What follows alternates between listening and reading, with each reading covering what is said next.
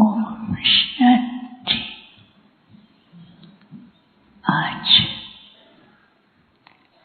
सद्गुरुवार अव्यक्त दिवस पर आप सभी की स्नेह भरी यादें लेकर जैसे मैं वतन में पहुंची, वतन की तो डेकोरेशन बहुत सुंदर सजी हुई दिखाई दे रही थी, लेकिन दूर से क्या देखती हूँ कि बाबा और बाबा के साथ बहुत से चमकते हुए स्टार्स दिखाई दे रहे थे। और जैसे जैसे बाबा नजदीक आने लगे तो बाबा से चारों ही तरफ लाइट की किरणें चारों तरफ फैल रही थी और वो स्टार्स जो है वो भी बहुत सुंदर दिखाई दे रहे थे।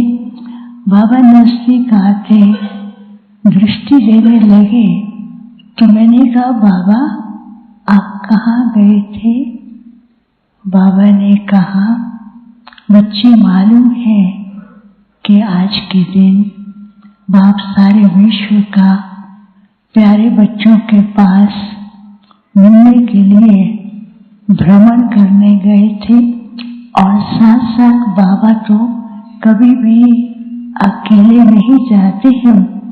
तो बाप आज तो अपने साथ यज्ञ के आदि रतन राइट हैंड्स फाउंडेशन की जो आधार मूर्त है उन सबको लेकर साथ गए थे और विश्व परिवर्तन और साथ साथ विश्व परिवर्तन के बीच में कौन सा कार्य अभी अधूरा है और कैसे उसको संपन्न करना है, तो बाप अपने आदि रत्नों के साथ वहां पर चक्कर लगाने के लिए गए थे।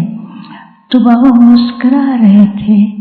बाबा ने कहा, बच्चों की रचना, बच्चों की सेवा, बच्चों का प्यार इतना है जो बाप को भी खुश कर देता है। तो मैंने कहा कि बाबा आज तो एक एक बच्चा आपको याद कर रहा है, सबने यादें भेजी हैं। तो बाबा के सामने इतने सुंदर डेकोरेशन थी, एक तरफ फूलों की अलग अलग प्रकार के डिजाइन की डेकोरेशन थी, दूसरी तरफ बहुत सुंदर सुंदर लेटर्स लिखे हुए थे। बहुत लेटर भी ऐसे थे जैसे कोई निमंत्रण पत्र की तरह था और तीसरी तरफ एक बहुत बड़े बड़े प्लान की तरह कुछ पेपर पड़े हुए थे। तो बाबा उनको देख रहे थे। तो बाबा ने क्या किया, वो फूल उठाए और सब बच्चों का श्रृंगार कर दिया। मैंने कहा, बाबा आज तो बच्चे आप सबको याद कर रहे हैं, आपको याद कर रहे हैं। तो बाबा का भी इतना सुंदर श्रृंगार हो गया। बाबा ने कहा, बाप बच्चों के स्नेह में बंधा हुआ है और ये स्नेह का सूत्र इतना अटूट है, जैसा बाप है वैसा बाप अपने बच्चों को देखना चाहते हैं। तो बाबा ने हर एक बच्चे का इतना सुंदर फूलों से श्रृंगार किया हुआ था और सबके सब ऐसे लगे, हर एक के सामने बाबा दिखाई दे रहा था, जैसे कि दिखाते ना कि हर गोपी के सामने कृष्ण, तो हर एक बच्चे के सामने बाबा। तो बाबा ने कहा, ये अटूट स्नेह ऐसा है, बच्चे कहीं भी चले जाएं, किसी भी कॉर्नर पे बैठे हो, कहाँ पर भी हो, ये अटूट स्नेह के कारण बाप सदा उनके सामने है, बाप उनके बैकबोन है, बाप साथी है। तो इतना सुंदर दृश्य लग रहा था। तो आज क्या किया बाबा ने, सब बच्चों को बहुत सुंदर रीति से श्रृंगार तो क्या बहुत प्यार भी दे रहे थे। तो बाबा ने कहा कई बच्चे बाप को उलहना देते हैं कि हम देर से क्यों आए, हमने साकार को क्यों नहीं देखा। तो बाबा ने उस समय क्या किया, सब बच्चों के सामने एक बहुत सुंदर झूला था। बाबा खुद एक एक बच्चे को अपने साथ बिठा करके वो झूले में झूला रहे थे और दूसरा बाबा हर एक बच्चे के मस्तक पर तिलक लगा रहे थे। तो बाबा ने कहा बच्चों का उलहना तो बाप पूरा कर ही देते हैं। बच्चों को बाप हमेशा, कभी जाने अनजाने बच्चे भूल जाते हैं, लेकिन बाप बच्चों को फिर से उस स्थिति में ला करके खुशियों के झूलों में, बाप के साथ वरदानों के झूलों में झुलाते हैं। तो फिर बाबा ने कहा आज बाप तिलक क्यों लगा रहे हैं। तो उस तिलक में क्या था कि बाप समान अव्यक्त फरिश्ता। तो बाबा ने कहा कि आज बाप ने बच्चों को खुद ही वतन में बुलाया है। बच्चे भल याद कर रहे हैं, लेकिन आज का दिन बाप बच्चों को वतन में बुला करके उनका स्वागत कर रहे हैं और स्वागत में बाप भी चाहते हैं कि बच्चे बाप समान अव्यक्त फरिश्ता बने। तो उन सबका फरिश्ता रूप दिखाई दे रहा था और बाबा ने कहा यही समय की डिमांड है। अब समय ऐसा बता रहा है कि बच्चों को फरिश्ता बनना है। फिर बाबा ने क्या किया, तो बाबा के हाथ में रुकी, जैसे बाबा साकार में रुमाल से बच्चों को ऐसे वेव करते थे, तो बाबा के हाथ में एक रुमाल था। तो बाबा ने जैसे वो रुमाल हिलाया, उस रुमाल के ऊपर शिव बाबा का जैसे झंडा था। तो बाबा ने कहा बाप हमेशा बच्चों से चाहते हैं कि बच्चे जो है क्या करें कि ऐसी अपनी स्टेज को बनाए, अपने चेहरे और सूरत और सीरत के द्वारा बाबा की प्रत्यक्षता का ऐसी लहरें फैलाए जो सारे विश्व के अंदर यही आवाज हो कि यही है और यही मेरा बाबा है। तो ऐसे बाबा कर रहे थे। तो बाबा ने कहा देखो बाप समय प्रति समय बच्चों के संकल्प, प्यार और उनके उलहनों का रिटर्न तो देते ही हैं, लेकिन आज बाप को भी बच्चों से एक उलहना है। मैंने कहा बाबा आपको उलहना है। बाबा ने कहा क्यों। समय तीव्र गति से बच्चों के पुरुषार्थ के अंदर समय की तीव्रता की वो समानता नहीं आ रही है, क्योंकि बहुत सा समय दूसरी बातों में लगा देते हैं, संपन्नता का लक्ष्य रखते हैं, लेकिन बुद्धि कभी क्यों क्या ड्रामा के हर सीन दूसरे व्यक्ति के पर चिंतन में जाता है।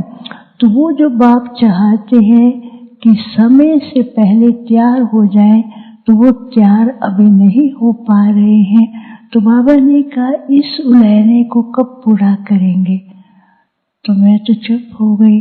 बाबा ने कहा देखो बच्चों को यही कहना कि अभी हर कार्य को संक्षिप्त करें और हर कार्य के अंदर बिंदी लगाते जाएं और व्यर्थ बातों में अपना समय न दें और ड्रामा और हर एक के पार्ट को साक्षी होकर देखें और हर कार्य में साथी और सहयोगी बन के चले, तब बाप को प्रत्यक्ष कर सकेंगे।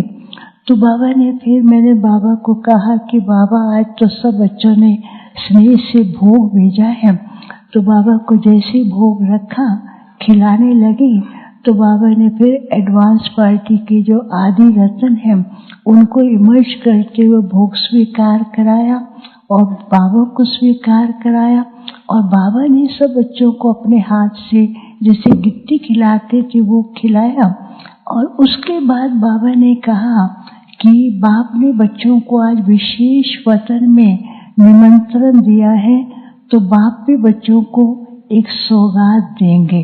तो जैसे उस सौगात का नाम लिया तो एक बहुत सुंदर क्रिस्टल था, और क्रिस्टल के अंदर जो चमक रहा था उसमें लिखा हुआ था, समय श्वास संकल्प को सफल कर सफलता मूर्त भव। बाबा ने कहा अभी समय का भी भरोसा नहीं, श्वासों का भी भरोसा नहीं है, तो इसलिए व्यर्थ में न जाकर के समय श्वास संकल्प सबको सफल करके सफलता मूर्त बनना है। फिर कुछ सेकंड के बाद क्या देखती हूँ कि दूर से बहुत से लोग हैं और उसमें भी 3 पोर्शन दिखाई दे रहे था। एक पोर्शन था जिसमें प्रकृति का नजारा था, दूसरी तरफ देख रहे थे स्नेही सहयोगी थे, और तीसरी तरफ देख रहे थे जैसे कि साइंटिस्ट थे। तो बाबा ने कहा अभी समय ऐसा आया है कि साइंटिस्ट, प्रकृति और स्नेही सहयोगी कुछ परिवर्तन देखना चाहते हैं। वो चाहते हैं कि सृष्टि के अंदर परिवर्तन हो। वो अपना कार्य तो कर रहे हैं, लेकिन उस कार्य के अंदर कभी कभी उनके अंदर कंफ्यूजन हो जाता है। उसका आधार जो है केवल तुम बच्चे हो। जब बच्चे क्लियर हो जाएंगे, हर प्रकार की कंफ्यूजन से अपने को दूर करेंगे, तो वो भी अपना कार्य जल्दी संपन्न कर सकते हैं। तो मेरे आधार मूर्त बच्चे केवल तुम ही हो, इसलिए अपने हर बात के अंदर क्लैरिटी, कोई भी प्रकार का कंफ्यूजन ना हो, और बाप के साथ क्लियर कनेक्शन होने से हर कार्य स्पष्ट भी रहेगा, सफलता भी मिलेगी। और विश्व परिवर्तन के निमित्त जो साइंटिस्ट और प्रकृति इंतजार कर रहे हैं, वो भी आपकी नई राजधानी बनाने में अपना कार्य संपन्न कर सकेंगे। फिर बाबा उनको भी दृष्टि दे रहे थे जैसे उनको भी शक्ति मिल रही हो। फिर बाबा ने सबको याद दिया और कहा कि लाडले बच्चे आए हैं। तो बाबा को बताया ना कि गुजरात। बाबा ने कहा आए थोड़ी आए, ये तो बाप के घर का दूसरा कमरा है, दूसरे कमरे से बैठे हैं, बाप के साथ हैं और अधिकारी हैं। तो अधिकारियों को तो नाज भी रहता है, बाप को भी बच्चों पर नाज है।